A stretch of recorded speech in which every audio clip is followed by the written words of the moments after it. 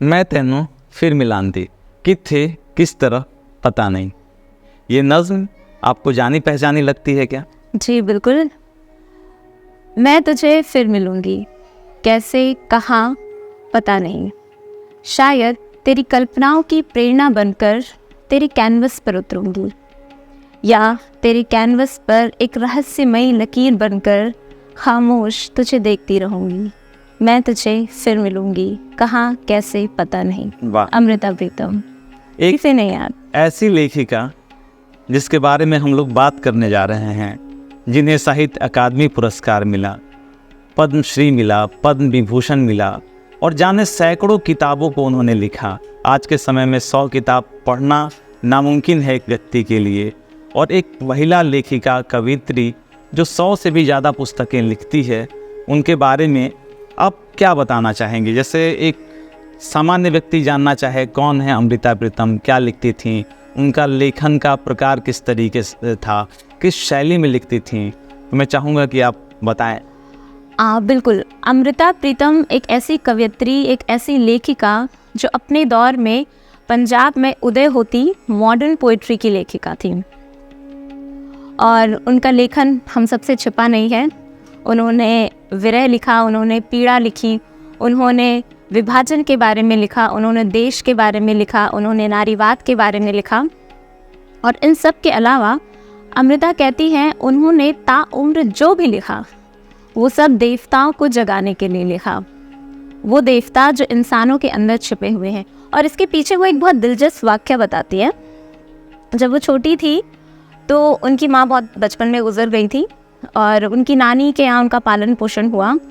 और उनकी नानी ने कहा जब वो भादों में पैदा हुई तो देवता सो रहे थे। ऐसा कैसे हो सकता है कि भादों में देवता सो रहे हैं और किसी खास महीने में देवता जगते हैं? ऐसा होता है? जब वो जैसे जैसे बड़ी हुई तो उन्हें ये बात पता चली कि 3 ऋतुएं ऐसी होती हैं जो देवता के दिन होते हैं, शिशिर, ग्रीष्म, और 3 ऋतुएं ऐसे होती हैं जो देवता की रात होते हैं, जिसमें देवता सोते हैं। तो उन्हें इस बात पर बहुत हंसी भी आई, और तब उन्हें नानी की बात समझ में आई कि क्यों नानी ने ऐसा कहा था कि जब वो पैदा हुई तो देवता सोते थे। तो इसका मतलब कि कहीं न कहीं कुलक्षण के तौर पे, जैसे कुलक्षणा माना जाता था पहले के वक्त में कि भादों में या बरसात में जन्म होता है, जैसे अभी कई बार जैसे आप देखते हैं कि पाड़े का जन्म होता है, गाय की बछिया का जन्म होता है भादों में, तो अशुभ माना जाता है। तो मुझे लगता है शायद कुछ इस तरीके की कॉन्सेप्ट उनकी नानी ने उनके दिमाग में। हाँ, क्योंकि उस दौर में इन सब अंधविश्वास का बहुत दौर था। लेकिन अमृता प्रीतम ने इस बात को भी बहुत आशावादी तरीके से लिया कि वो ताउम्र उन सोए हुए देवताओं को जगाने के लिए लिखती रही। वो सोए हुए देवता जो इंसानों के भीतर सोए हैं, उन्हें जगाने के लिए वो लिखती रही। अच्छा, मैंने सुना है कि आप जैसे कला शिक्षिका हैं, नृत्य शिक्षिका हैं, तो आप मुझे ज़रा ये बताने की कोशिश कीजिएगा कि अमृता प्रीतम जी किस तरीके की कलाकार थीं? उनके अंदर मतलब एक कला प्रेमी के रूप में आप उनको कैसे देखती हैं? साहित्य प्रेमी तो थी ही थी, जी जी, तो कला प्रेमी किस तरीके से थी? जी, बहुत अच्छा आपने सवाल किया है। और इसके लिए भी अमृता प्रीतम कहती है कि उनके हिसाब से ज़िंदगी में 2 ही तरह के लोग हैं, एक जिन्हें अक्षर से प्यार है और एक जो अक्षर का व्यापार करते हैं। यानी उनके हिसाब से कला व्यापार की चीज़ नहीं, प्यार की चीज़ है। और कला का मकसद जब उन्होंने जाना तो उन्होंने लिखा कि कला के कई कर्म होते हैं। अगर वो बचकाना शौक से हो तो जौहर का पानी बन जाता है, अगर वो सिर्फ और सिर्फ पैसे की कामना से हो तो जाली सिक्का बन जाता है, अगर वो शोहरत की लालसा से हो तो कला का कलंक हो जाता है, अगर वो बीमार मन से उत्पन्न हो तो जहरीली आबो हवा हो जाता है, और अगर किसी सरकार की खुशामद से हो तो जाली सिक्का बन जाता है। लेकिन अगर वही कला चिंतन से उत्पन्न हो, इंसानियत से उत्पन्न हो, धर्म और लफ्ज़ के अर्थ से उत्पन्न हो तो ज़िंदगी का जश्न बन जाता है। वाह वाह, क्या बात है।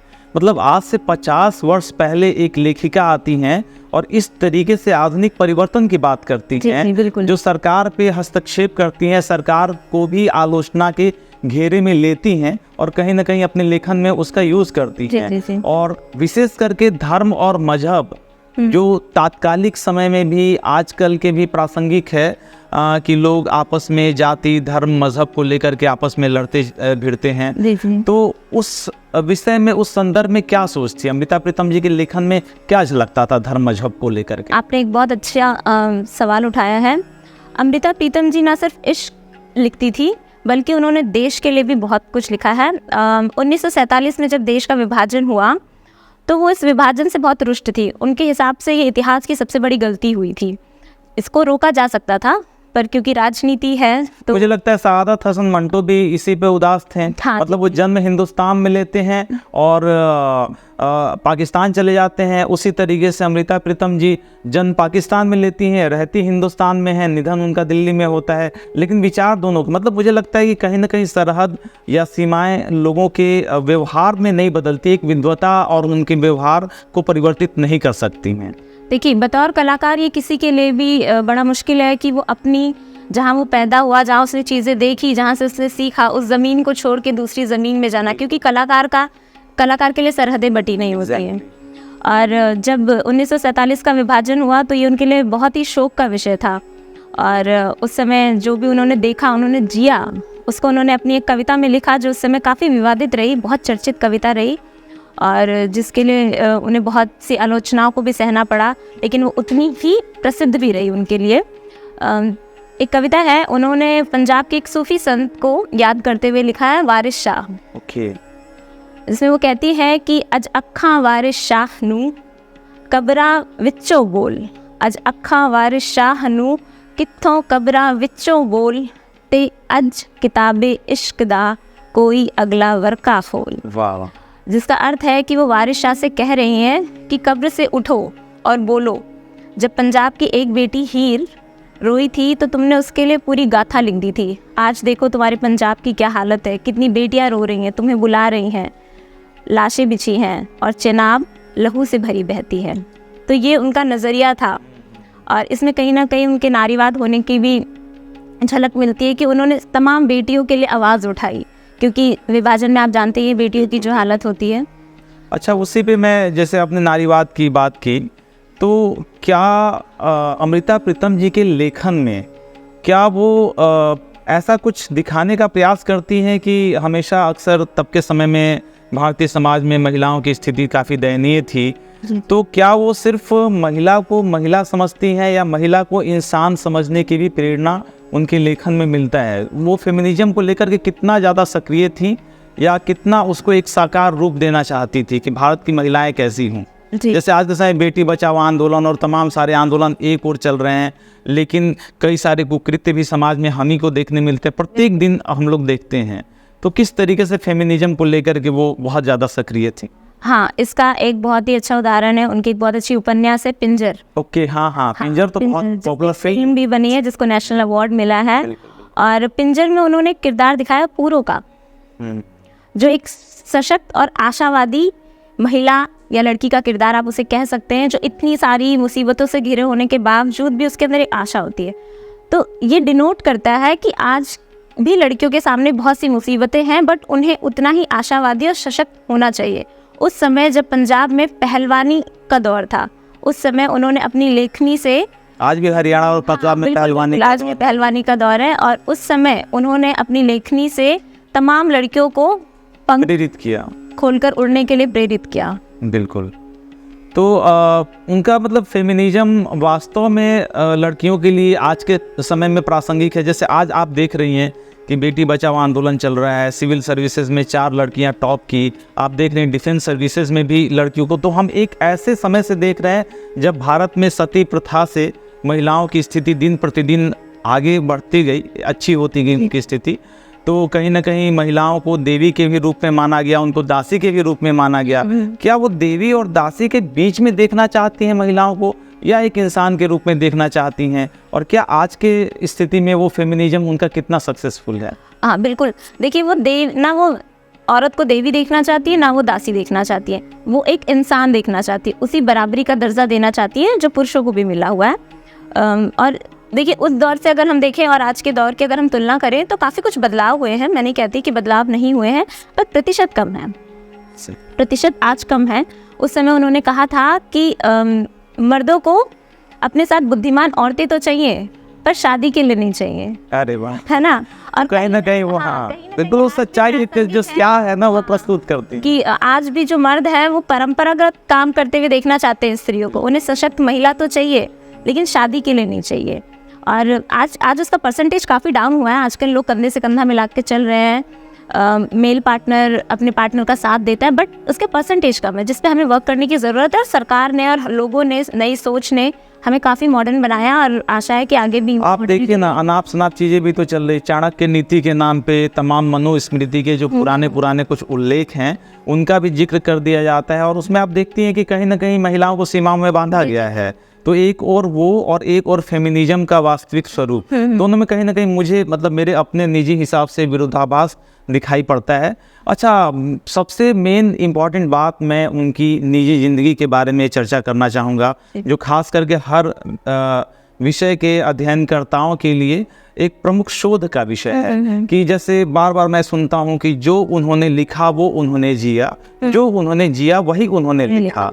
तो कैसी रही होगी, क्या उनकी निजी ज़िंदगी होगी, क्या उनके लेखन पर उनकी निजी ज़िंदगी का प्रभाव पड़ा, और उन्होंने एक समाज को किस प्रकार का एक संदेश दिया? हाँ, अमृता प्रीतम की ज़्यादातर लेखनी में उनके निजी जीवन का बहुत प्रभाव रहा है, बचपन से लेके अपने आखिरी वक्त तक। और अगर हम उनकी निजी जिंदगी पर, इसलिए जो हम कहते हैं प्रेम कोण त्रिकोण में शुद्ध हिंदी में बोल रहा हूँ। जी। हाँ, तो लव ट्रायंगल में क्या था, मतलब किस मैं इस पे प्रकाश डालती हूँ कि बहुत ही कम उम्र में उनकी शादी हो गई थी प्रीतम सिंह जी से, बट शादी में कुछ चीज़ें ठीक नहीं थी, तो आगे चलकर उनका तलाक हुआ। और प्रीतम सिंह एज अ शख्स तो उनकी ज़िंदगी से निकल गए, पर वो नाम प्रीतम उनके साथ ताउम्र रहा। अमृत कौर से वो अमृता प्रीतम रह गई, और उसी दौरान वो साहिर से मिली। साहिर लुधियानवी, शेर, बादशाह और मतलब सब कुछ। हिंदी बॉलीवुड की फिल्में उनसे बहुत प्रभावित है। तब के समय में 60-70 के दशक की फिल्में मतलब हम लोग देखा करते थे, उनके गीत सुना करते जी। तो उसी दौरान वो साहिर से मिली, और कॉलेज के दिनों में वो मिली थी। फिर एक लंबा गैप आया, वो शादी में भी थी उस समय। जब वो साहिर से मिली तब भी वो अपनी शादी में थी। वो उनसे दोबारा लाहौर में मिली, जो आज पाकिस्तान में है, और फिर वापस से वहाँ प्यार उनका परवान चढ़ा। लेकिन मर्यादा की बंधन जो उन्हें हमेशा दूर, मुश्किल रहा होगा भाई 60 के दशक। इसके बावजूद भी उन्होंने अपने प्यार को जग जाहिर होने दिया। ये बड़ी बात, ये अच्छी बात है, ये बड़ी बात है अब के समय की, और खास करके महिलाओं के लिए तो बताना इस तरीके से समाज के लिए एक बड़ा दुष्कर कार्य था कि समाज के बीच में वो बोले। लेकिन जैसा कि कहते हैं, वो इश्क की क्या जो मुकम्मल हो जाए। और इस पर साहिर जी की एक शेर है, वो कहते हैं कि वो अफसाना जिसे अंजाम तक ले जाना ना हो मुमकिन, उसे एक हसीन मोड़ देकर छोड़ना अच्छा। और ऐसा ही कुछ उनकी प्रेम कहानी के साथ भी हुआ। 2 नज़्में आधी आधी अधूरी रह गई, और अमृता जी ने ना जाने कितनी ही नज़्में साहिर के नाम कर दी, और साहिर ने ना जाने कितने ही गीत अमृता को सौंप दिए, और फिर भी वो कहानी अधूरी रह गई। और जहाँ आपने लव ट्रायंगल की बात की, तो प्रीतम इमरोज का नाम न ले इसमें और उनको ना जोड़े तो बिल्कुल अधूरी है। तो एक फेज उनकी ज़िंदगी का चला गया, प्रीतम सिंह उनकी ज़िंदगी से चले गए, उनका तलाक हो गया, और साहिर उनके बीच में भी चीज़ें अच्छी नहीं रही। साहिर मुंबई चले गए, और ऐसा था? हाँ जी, साहिर मुंबई चले गए। फिर रूमर्स थे, क्या सच था पता नहीं, कि उनकी ज़िंदगी में कोई और आ गया। और अमृता जी का प्यार जुनून की हद तक था। साहिर भी उनसे प्यार करते थे, पर उतना जुनून साहिर के प्यार में नहीं था जो अमृता के प्यार में था। और चीज़ें थी, समाज के दायरे थे, बंधन थे, कायदे थे, जिनकी वजह से वो अलग हुए। फिर उनकी ज़िंदगी में आए इमरोज़ उनकी ज़िंदगी में बड़ी देर से आए, और इस बात की शिकायत उन्हें हमेशा रहती है इमरोज़ से। वो उन्हें कहती हैं, अजनबी तो मुझे ज़िंदगी की शाम में क्यों मिले, मिलना था तो दोपहर में मिलते। वाह वाह वाह। और इमरोज़ उनसे इश्क करते थे, और वो 40 साल एक साथ रहे। और एक बार इमरोज़ ने उनसे कहा कि मैं तुम्हारे साथ रहना चाहता हूँ। एक बहुत ही अच्छा वाक़या है। तो अमृता जी ने कहा मतलब बंधन के रूप में, शादी के बंधन नहीं, शादी के बंधन के रूप में नहीं, क्योंकि वो जानते थे कि अमृता साहिर के सिवा किसी की हो नहीं सकती। पर इमरोज़ का इश्क अमृता के लिए था, और वो ताउम्र उनके साथ रहना चाहते थे, उनका ख्याल रखना चाहते थे। इस पे अमृता को कोई एतराज़ नहीं था, वो एक अच्छी दोस्त बन चुके थे। और फिर जब इमरोज़ ने कहा कि मैं तुम्हारे साथ रहना चाहता हूँ, तो अमृता ने उन्हें कहा कि तुम दुनिया घुमाओ, और फिर भी अगर तुम्हें लगे कि तुम्हें मेरे साथ रहना है तो मैं यही तुम्हारा इंतजार करती मिलूंगी। तो शायद कुछ ऐसा था ना कि वो चक्कर लगाते हैं और चक्कर लगाने के बाद उसी समय तात्कालिक रूप से इस पर जवाब दे देते हैं। उस कमरे के 7 चक्कर लगाया और कहा मैंने दुनिया घूम ली और मुझे आज भी तुम्हारे साथ रहना है। कितनी बड़ी बात है ये। आज तो लोगों को इंस्टेंट नूडल्स की तरह चाहिए। अच्छा, आप देखिए ना, मतलब लिव इन, आप आज के समय में कोर्ट मान्यता देती है, भारत की न्यायपालिका मान्यता देती हाँ, है, उस समय में और लिव इन तब के वक्त में आज से मतलब 40-50 वर्ष पूर्व में उनको कितना संघर्ष करना पड़ा बहुत होगा क्रांतिकारी अपने कदम समाज था से ये। और अपने।